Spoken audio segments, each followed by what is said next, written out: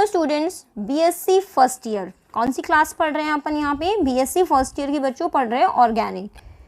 जो बच्चे यहाँ जुड़े हुए हैं वो तो जानते हैं बीएससी फर्स्ट ईयर ऑर्गेनिक की हम बात कर रहे हैं। अब ये बीएससी फर्स्ट ईयर जो ऑर्गेनिक केमिस्ट्री है ये अपने बीएससी ऑनर्स वाले स्टूडेंट्स हैं, चाहे अपने या अपने पास कोर्स वाले स्टूडेंट है या बीएससी बीएड वाले, सबके लिए सेम है। हम सेकंड यूनिट स्टार्ट नहीं कर रहे हैं बच्चों अभी, है ना। यूनिट थर्ड पढ़ रहे हैं हम पहले। सेकंड यूनिट ना पढ़ाने का रीज़न है बच्चों, आप उसके बारे में बहुत कुछ जानते हैं। सेकंड यूनिट है बच्चों अपनी स्टीरियो केमिस्ट्री, त्रिविम रसायन। आपको याद होगा बच्चों आरबीएसई बोर्ड का सिलेबस जो हमने इससे पहले पढ़ा, चैप्टर 16 त्रिविम रसायन हमने पढ़ा था, वो चैप्टर आप फिर से पढ़ लीजिए क्योंकि ऑलमोस्ट 90% जो सिलेबस है बच्चों वही वाला है। तो आप उसके बारे में तो जानते हैं ही, ऑलमोस्ट वही वीडियोस होंगी। तो मुझे लगा यूनिट थर्ड स्टार्ट कर दी जाए पहले। तो यूनिट थर्ड में बच्चों आपकी काफ़ी चीज़ें आती हैं। कौन कौन सी हैं पहले बता देते हैं। एल्केन्स, साइक्लोएल्केन्स, इसी के अंदर बच्चों आएंगी आपकी एल्कीन, फिर से बता रही हूँ एल्कीन आएंगी, साइक्लोएल्कीन आएंगी बच्चों, और इसके अंदर आएंगे डाइईन और आएंगी एल्काइंस। ठीक है, ये आपकी सिलेबस में है। तो इसमें सबसे पहले हम पढ़ रहे हैं बच्चों यहाँ पर अपना एल्केन वाला पार्ट। एल्केन के बारे में आप जनरली जानते हैं, इसका फॉर्मूला होता है CnH2n+2। ठीक है, इसको बच्चों हम पैराफिन्स भी कहते हैं। एल्केन को क्या कहते हैं? पैराफिन। क्यों कहते हैं पैराफिन, इसकी बात जान लेते हैं। पैरम का मतलब होता है ग्रीक भाषा, ये है कम, और एफिन्स का मतलब होता है बंधुता, मतलब कम बंधुता रखने वाली, कम क्रियाशीलता रखने वाली यौगिक। कम क्रियाशीलता क्यों होती है? क्योंकि हम जानते हैं मैथेन का सूत्र होता है CH4। इसमें चारों बॉन्ड कैसे हैं? सिंगल बॉन्ड हैं, चारों संयोजकता कार्बन की पूरी हैं, असंतृप्त नहीं है, यौगिक पूरी तरह से क्या है? संतृप्त है। जबकि अगर मैं एथेन की बात करूं तो भी एथेन में पूरी तरह संतृप्त है, लेकिन अगर एथीन की बात करूं तो यहाँ डबल बॉन्ड है, तो इसकी क्रियाशीलता ज़्यादा रहती है बजाय एल्केन की। तो एल्केन की क्रियाशीलता कम होने की वजह से यहाँ इनको पैराफिन्स भी कहते हैं, और यहाँ से हमने बता दिया। तो पैराफिन्स जो है वो एल्केन का दूसरा नाम है। अब आते हैं अपन बच्चों जनरल चीज़ों के ऊपर इसके अंदर कि हम एल्केन में क्या क्या पढ़ने वाले हैं। तो सबसे पहली बात जो होती है एल्केन में वो है अपना नामकरण। नामकरण हम इसके 3 तरह से करते हैं। कौन कौन सा है? एक होता है रूढ़ पद्धति, दूसरी होती है व्युत्पन्न पद्धति, तीसरी होती है IUPAC। तो बच्चों यहाँ पर आपको ज़्यादा इसके अंदर देखने की ज़रूरत नहीं है। तो सबसे पहले यहाँ पर नामकरण की हम बात करते हैं। तो मैं ज़्यादा डिटेल में तो इसके अंदर नहीं जाऊँगी बच्चों, क्योंकि सिलेबस में जो चीज़ें आती हैं उन्हीं पर बात करेंगे। नामकरण यहाँ से इसका 3 तरह से होता है। सबसे पहला है रूढ़ पद्धति, ट्राइवियल सिस्टम, दूसरा है व्युत्पन्न पद्धति, तीसरा है अपना इसका IUPAC नाम। तो नाम लिख लेते हैं इसके अंदर। रूढ़ पद्धति, बहुत ज़्यादा एक्सप्लेन नहीं करेंगे नहीं तो टॉपिक बहुत लंबा हो जाएगा। दूसरा होता है व्युत्पन्न, और तीसरा होता है बच्चों IUPAC। एक्चुअली रूढ़ पद्धति क्या होता है? इंग्लिश में बोलते हैं बच्चों इसको हम ट्राइवियल सिस्टम। क्या बोलते हैं बच्चों इसको? Trivial system. जैसे हमने कहा कि कुछ के नाम हमने रख दिए और उसी आधार पर उनके नाम रखते हुए चले जाते हैं। जैसे मैथेन कह दिया, एथेन है, प्रोपेन है, तो इनके आधार पे नाम रख दिए। देखिए बच्चों यहाँ पर इसमें जो अपन नाम रखते हैं वैसे तो IUPAC में रखते हैं, जैसे CH4 का रख दिया मैथेन, कुछ के नाम हमने रख दिए, C2H6 का रख दिया एथेन। इसी आधार पे चलो कार्बन की संख्या के आधार पर इनके नाम हमने रखते हुए चले गए। हमें इतना पता है कार्बन की अगर श्रृंखला सीधी होती है तो इसे हम N श्रृंखला कह देते हैं, अगर श्रृंखला शाखित होती है तो इसे हम कैसी कह देते हैं?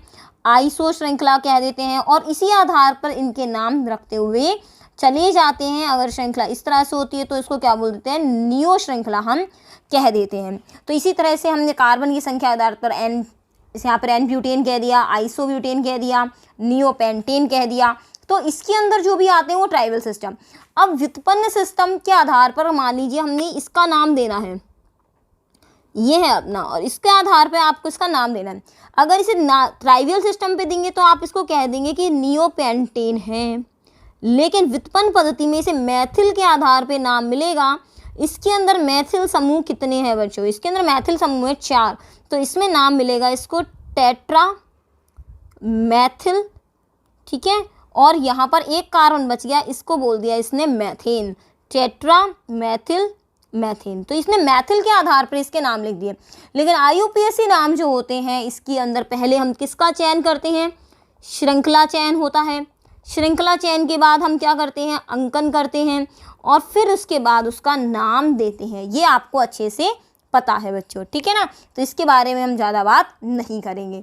समाव्यवता की बात आती है, ये भी आपने पढ़ी हुई है बच्चों।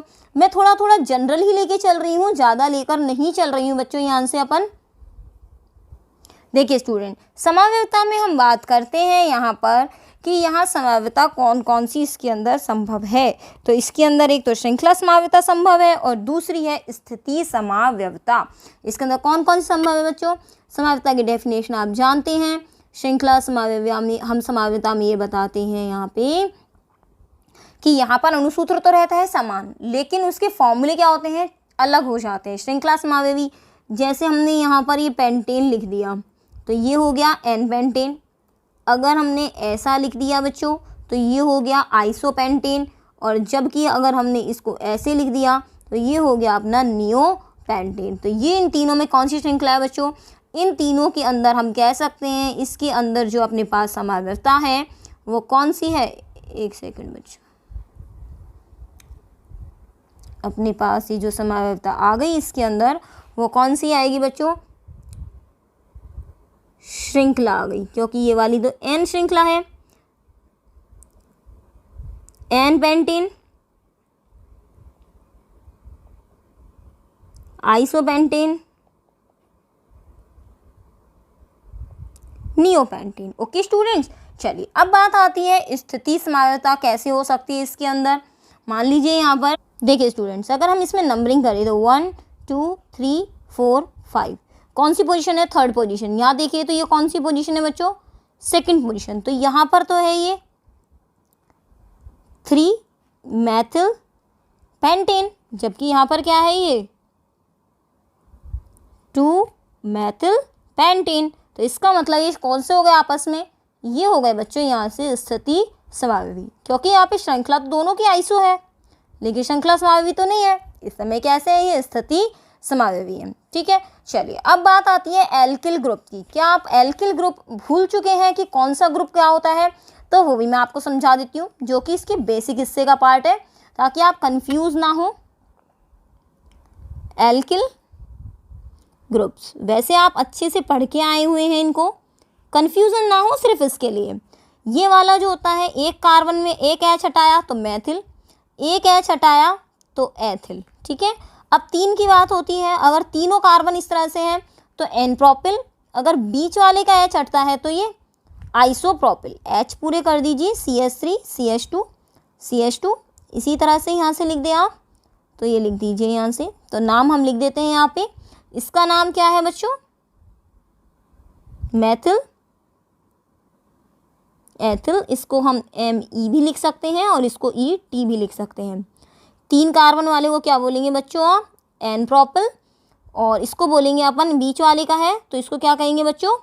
आइसोप्रोपिल, ठीक है। क्योंकि आप BSc में आ चुके हैं, अब ये चीज़ों में गड़बड़ आपकी बिल्कुल नहीं होनी चाहिए। आगे आता है 4 कार्बन के लिए। 4 कार्बन में बच्चों अगर आप इस तरह से लिखते हैं 1 2 और ये अपना 4 कार्बन, ठीक है। तो ये वाला जो होगा अपना पहला वाला, ये होगा बच्चों अपना एन ब्यूटिल, जबकि नीचे वाली श्रृंखला कैसी है? आइसो, तो इसका नाम होगा बच्चों अपना आइसो ब्यूटिल, ठीक है। अब आती है बीच वाले कार्बन की बात। अगर आप सेकेंडरी कार्बन के लिए हटाते हैं यहाँ से इस तरह से, तो ये जो कार्बन है आपका 2 डिग्री है, तो इसका नाम है 2 डिग्री ब्यूटिल या सेकेंडरी ब्यूटिल कह सकते हो समूह को, और इसको हम कह सकते हैं तृतीयक ब्यूटिल।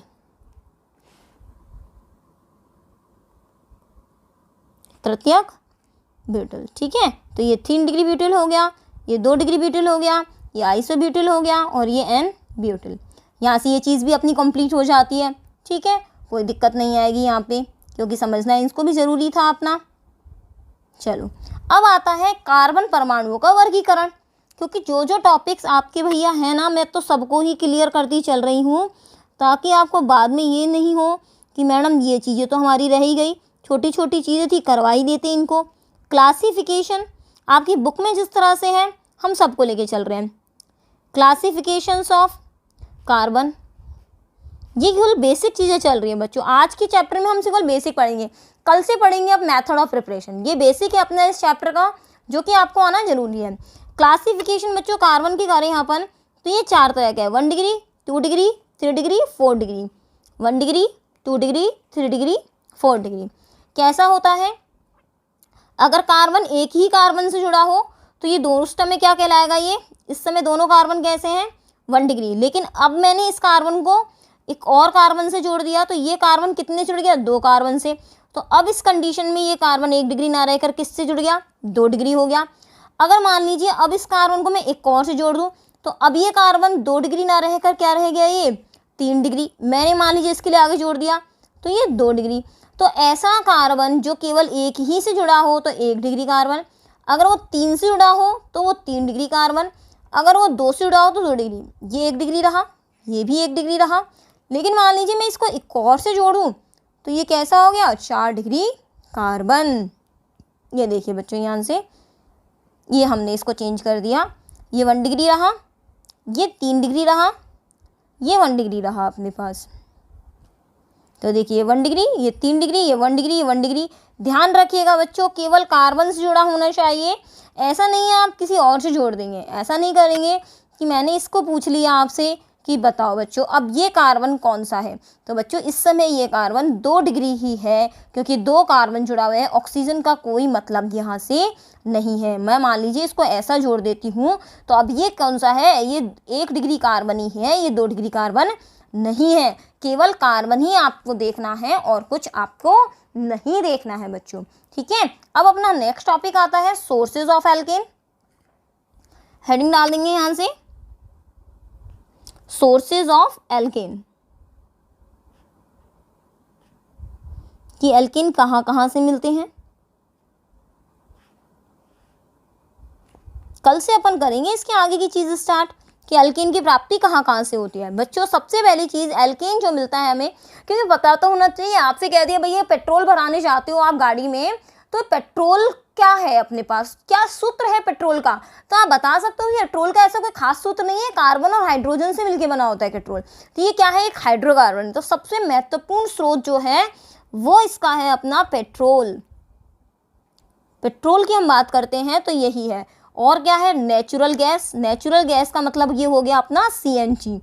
तो ये वाली चीज़ आ गई है अपने पास। 4 डिग्री कार्बन बनते एल्केन पाए जाते हैं, और निम्नतर एल्केन होते हैं पेट्रोलियम से कुएं प्राप्त होती जो है। और जो है अपने पास मोम, वैक्स की अगर हम बात कर लें बच्चों, वैक्स मतलब मोम। तो आपको बच्चों एक चीज़ बता दें, जो एल्केन जो होता है बच्चों, ये अपने पास गैस फॉर्म में भी होता है, ये लिक्विड फॉर्म में भी होता है, और ये सॉलिड फॉर्म में भी होता है। गैस तो आप बता देंगे कि जैसे मैथेन, एथेन, ये गैस है। लिक्विड फॉर्म में जो होगा वो पेट्रोल जिसकी आप बात करते हैं, ये लगभग 8 कार्बन पे बात आ जाती है। और ये कार्बन 12 से ऊपर जो होते हैं वो आते हैं सॉलिड। सॉलिड मतलब जो वैक्स आती है, जो मोम आता है, वो इसके अंदर आता है। तो गैस तो पता ही है। लिक्विड एल्केन मतलब जैसे पेट्रोल। और अगर ठोस अगर की बात करते हैं तो हम बात करते हैं किसकी बच्चों, मोम की बात करते हैं। तो मधुमक्खी का जो छत्ता होता है उसके अंदर जो मोम, मधुमक्खी के छत्ते में सिर्फ शहद नहीं होता है बच्चों, मोम भी मिलता है। तो वो भी क्या है, ठोस एल्केन ही होते हैं। और क्या है, प्रकृति में जंतु और वनस्पति की छह से मैथेन बनती है। तो जो पेट्रोल है, ये सब चीज़ें जो होती है, मेन जो सोर्स है बच्चों पेट्रोल ही है, प्राकृतिक गैस है, ये सब आएगा। अब बच्चों कल से हम पढ़ेंगे इसकी बनाने की विधियाँ। कोशिश करेंगे कि एक ही दिन में आपकी बनाने की विधियाँ खत्म कर दी जाएँ। नेक्स्ट में अपन ले लेंगे इसके भौतिक गुण। ठीक है स्टूडेंट्स, चलिए मिलते हैं बच्चों नेक्स्ट वीडियो में, क्योंकि फिर अगर अपन बनाने की विधियाँ शुरू करते हैं पूरी नहीं हो पाती, वीडियो बहुत लंबा हो जाता। इसीलिए बेसिक चीज़ें उतार लीजिए, आपको आती भी होंगी। थैंक यू स्टूडेंट्स, मिलते हैं नेक्स्ट वीडियो में। Bye bye.